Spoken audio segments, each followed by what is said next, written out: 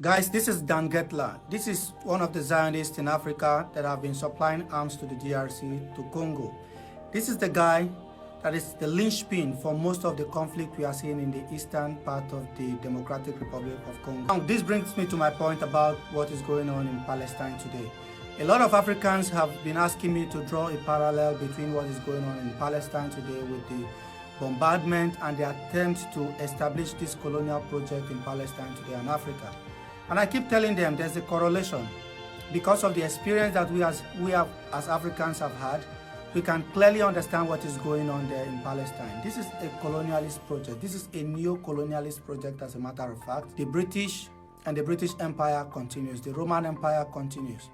And what they are trying to do now is that they are bringing white people from Europe, bringing Ashkenazis from Europe to go to that land, to live among Arabs, and to stay in that strategic location to enable the British and the Americans to continue to steal resources out of not just the subcontinent within of Asia, but also Africa.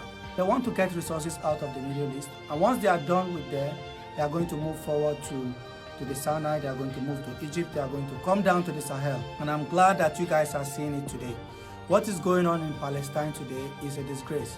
And this guy is at the heart of the exploitation going on in Congo. There's subtle exploitation by Zionists and their cohorts. People look at nation states and say, oh, America is doing this, oh, Britain is doing this. But there are people that are actually funneling money low-key and are participating in exploiting these systems. And America sending military troops, for instance, to Congo is to protect the interests and assets of people like this.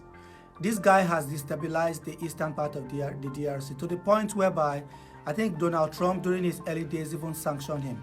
But through his connection in the IDF and through his connection to the son-in-law of Donald Trump, Jared Kushner, before Donald Trump left office, they removed most of those sanctions on him.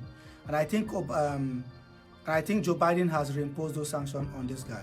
These are the guys that are at the forefront of the exploitation of Africa. And it is clear to me, most of you guys don't even know the story of Rwanda. The Tutsis in Rwanda, they had support from the Zionists.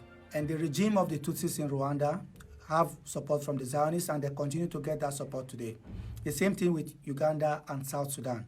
So they are using these countries as a base to exploit the Eastern DRC. I repeat, the exploitation we are seeing in the Eastern DRC today, this is one of the guys, there are so many of them, but this is one of the Zionists that is responsible for the chaos we are seeing in the eastern part of the DRC today. The presence of the United Nations troops there is completely useless. We don't want them there. Let them pack their bags and leave. And let the Zionists go back to where they belong. They are from Europe. They are from Central and Eastern Europe. Let them go back to their lands. And a lot of you keep thinking it's about tribal differences, it's about religious differences. It is not. That is not the point. These guys understand how these things work. So they create a system of divide and rule between us in order for them to come and exploit.